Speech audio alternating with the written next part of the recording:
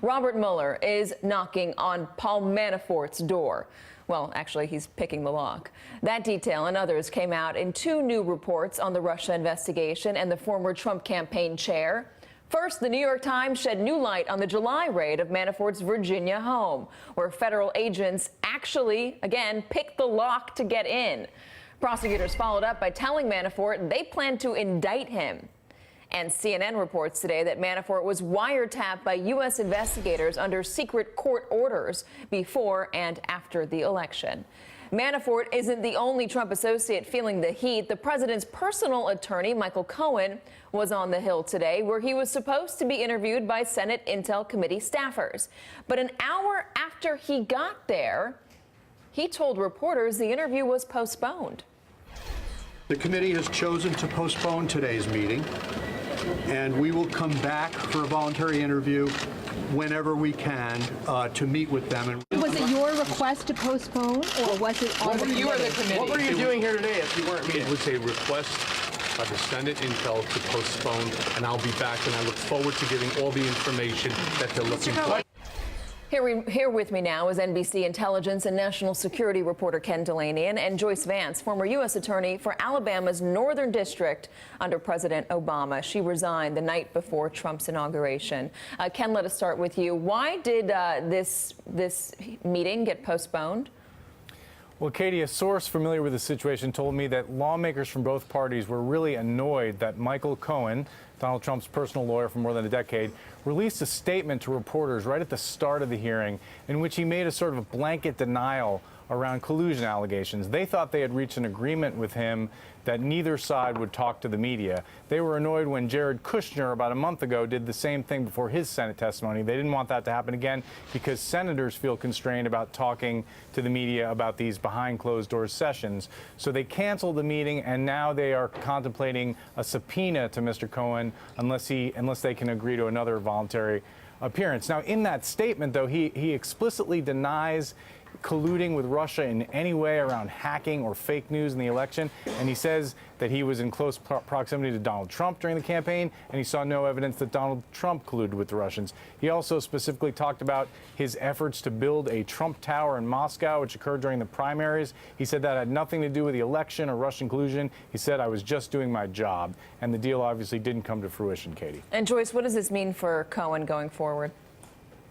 Well, it's an interesting fact of life as a prosecutor that these sort of written, prepared statements that can look good in writing often don't hold up when they're subjected to rigorous cross-examination.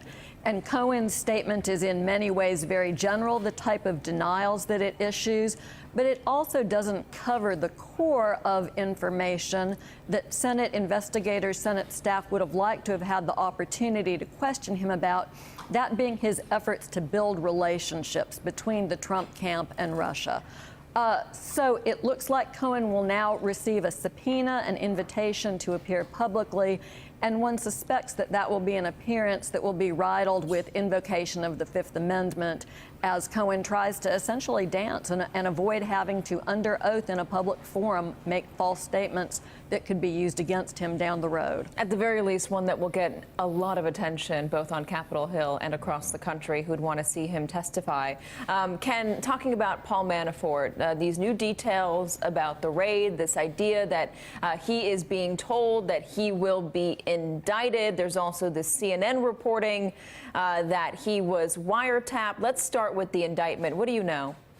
So NBC News, Katie, has not confirmed that Manafort was told he'd be indicted. We have confirmed, though, that this was a no-knock warrant, which means that when the FBI searched his home, they first had to convince a judge that there was some evidence that Manafort would destroy records or evidence, such that they had to essentially break the door down or pick the lock while they were searching his house. That's a significant development. As Joyce well knows, they had to have some evidence to show to the judge on that score.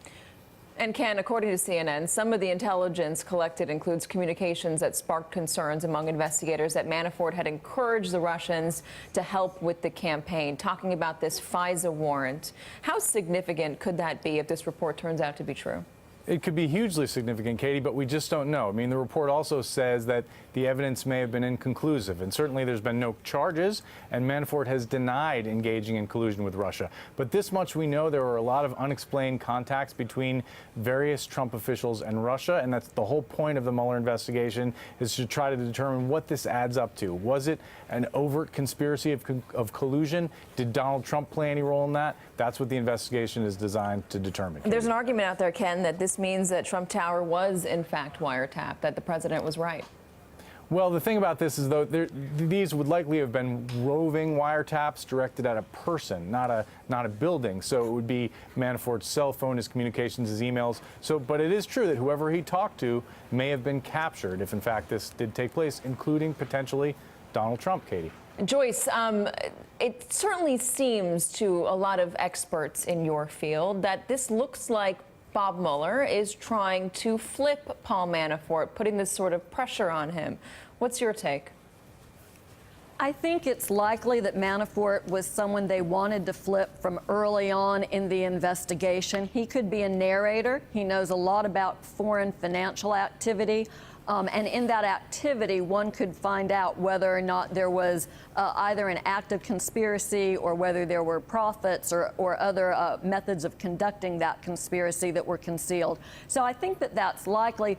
But it's important to note here, Katie, that Manafort actually was compromised in two separate kinds of investigations. The FISA process that we saw reporting about last night is a means of surveillance of suspected foreign activity conducted on behalf of a foreign government.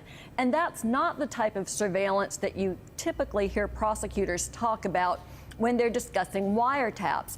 Wiretaps obtained under Title III are a mechanism used in criminal investigations in order to derive evidence, to listen to conversations in real time, and prosecutors have to satisfy a federal judge that there's probable cause to believe that the phone in question is being used to conduct criminal activity. Evidence can cross over from a FISA investigation into a criminal one under certain circumstances.